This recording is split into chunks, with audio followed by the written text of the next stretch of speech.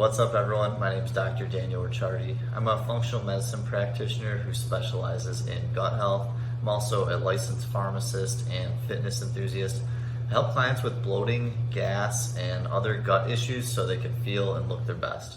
Welcome to the weekly video. This one today is going to be a special video. I'm actually going to do a product review, which I've never done before. The product that we have today, it is Ancient Nutrition Collagen Peptides. This is a collagen protein. And as a quick note, I'm not affiliated with this company or compensated by them in any way. A little background on why I'm actually trying a protein supplement, because I don't normally take these ever on a daily basis. I'm living right now in Minnesota this summer, and if you're from Minnesota or just familiar with the Midwest in general, you know that a common thing people do on the weekends is drive up north and spend a lot of times at cabins, on lakes, doing boating, just kind of relaxing. I'm a pretty regimented person when it comes to what I eat and workouts and things like that. The Airbnb that we actually stayed at had basically a full gym in it, which was very surprising. I'd never seen that before. I also wanted to get in my full 150 grams of protein that I normally eat every day to support my workouts and workout goals. But if you have taken a vacation before or traveled, depending on what you're doing or who you may be traveling with, getting these nutritional needs is sometimes very difficult to do. I found that if you're trying to get carbohydrates and fat into your diet, vacation and trips are very easy to do that. Not as easy to get the amount of protein that you need, good healthy protein sources. I wasn't sure what I was walking into, so for that reason, I made sure to bring along something that I thought might be helpful for a protein source and hopefully not make me feel bloated. So that's the reason for the protein powder. Don't drink protein supplements literally ever now. However, I used to drink a ton of them years ago, especially when I worked in the pharmacy. I'd have several scoops a day, sometimes would be normal. The Optimum Nutrition milk whey-based protein was the one that I used most commonly years ago. It's probably one of the most common ones out there that exists, especially in the bodybuilding community. I don't compete in bodybuilding, but I still want to look good and have a good supplement. However, this protein and honestly most of the other ones out there, such as muscle milk, they have just a lot of extra added ingredients that are not really ingredients that you should be consuming. Stuff like maltodextrin, like sunflower oil, like artificial sweeteners. If you look at the ingredient labels, most of them contain stuff like this. And for somebody like myself who struggled with bloating for a lot of years, trying to reduce these amount of just excess added ingredients is going to be helpful with trying to eliminate bloating and just know kind of what's causing it as well. I'm actually a huge proponent of eating foods with just one actual ingredient. So whether you look at the ingredient label and it just says apples or whatever it might be, or better yet, if there's no ingredient label at all. And doing this one ingredient food diet, like I said, it's way easier for people such as myself who struggle with bloating for a long time to figure out what foods and ingredients actually are causing symptoms. Because when you're eating something, now you only have to take into account one item as opposed to 20 or more ingredients in the food. Then you don't have to wonder if it's like an artificial sweetener, a food thickening agent, a food coloring agent, food coloring. So that's the gist of it. Wanted a protein without any extra added ingredients that wouldn't make me bloated. So two things technically. I've been kind of debating using a collagen protein for a while now, just for the added health benefits that it offers. I do eat a lot of animal protein, but that doesn't contain the proteins from like the actual collagen of the animal, the bone, whatnot, where these other nutrients are found. I don't typically eat bone broths, which is where a lot of these nutrients can be found, so I figured a collagen protein supplement could be an option I could try. This protein does have 0 actual added ingredients. I'll put a little photo up on the screen so you can see it better. And I found just over many years of using supplements that it's very rare to not have any added ingredients whatsoever. In terms of price, I paid about $20 for this at a local major retail store, and it has only about 12 servings in it, so it's not cheap. Each serving is 2 scoops and you get 18 grams of protein per serving. So 9 grams of protein per scoop. They're pretty small, as you might expect. So you're not really getting a lot of protein in this per se. So it doesn't seem like it's really meant to be a replacement for actual meals. There's actually two types of collagen in this protein. I'm gonna read them here because I can't remember the names ever. Hydrolyzed bovine hide collagen peptides is one. So this is a beef-derived source. And the other is an eggshell membrane protein, which obviously is an egg-derived source.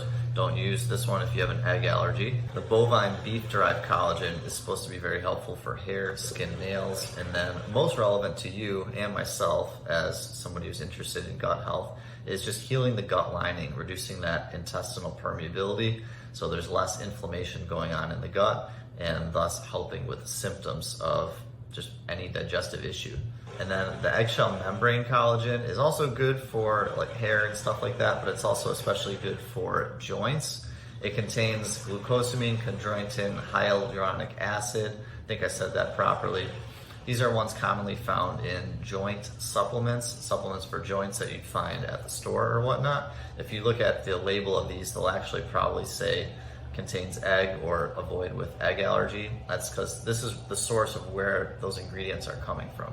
As far as the taste, I would say this one's obviously unflavored, so it honestly doesn't really taste like anything in my opinion. I don't really have the most advanced palate. If you're somebody that knows me, you know this is definitely true. I just feel like I don't taste or kind of sense food the same way as a lot of other people do. On the label here it says, try it in your daily coffee or smoothie, pancakes, oatmeal, or cookies, or other favorite recipes. So I tried it in my oatmeal. I just kind of had it mixed in to the oats after I cooked them, and then added a little salt, cinnamon, blueberries, and so it comes out. It looks kind of like this, so I think it's really good. You don't notice this at all. I couldn't taste it whatsoever, which in my book is a plus. I also tried this in about 2 ounces of water and just drank it straight. It just tastes like water that tastes slightly off. I wouldn't say it's good or bad. The instructions on here, it does say adults take 2 scoops with 12 ounces of your favorite hot or cold beverage.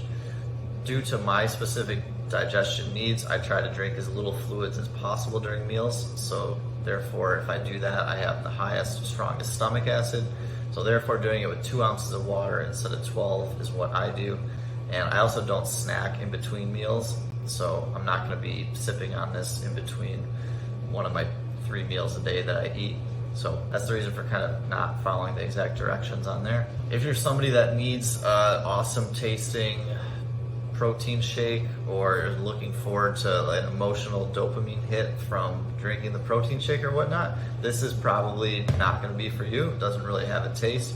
However, if you are watching my videos, you're probably just someone that just cares about how they look and feel mostly, and you're willing to sacrifice taste for 5 seconds while you drink this small shake, and you're willing to not have something loaded with sugar so you can feel good, look good at a later time. But just for the heck of it, I was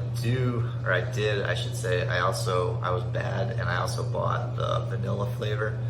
To be fair, there's only 2 added ingredients in here. There's a stevia leaf extract, which is just like a non-sugar sweetener, and a natural vanilla flavor. Depending on who you ask or where you look, people say natural flavors are also bad compared to artificial flavors. That may be somewhat true. This kind of breaks the normal kind of guidelines I normally would do, but in order to give a full review, I did want to try one as well that was flavored, just to kind of give a little bit more information for you. So I do have the vanilla flavor to see if it makes much of a difference in the taste. I love vanilla. I've always loved vanilla growing up. Vanilla flavored ice cream was my favorite growing up. Now I eat other stuff with chocolate and caramel in it. When we were baking cookies growing up as a family, my dad would always put extra vanilla extract in the cookies, which was sweet. So I picked my favorite flavor to try in the oatmeal and just by itself as a shake to see if it was a lot better. To be honest, the vanilla flavor, it does have a nice added taste when putting it in the oatmeal.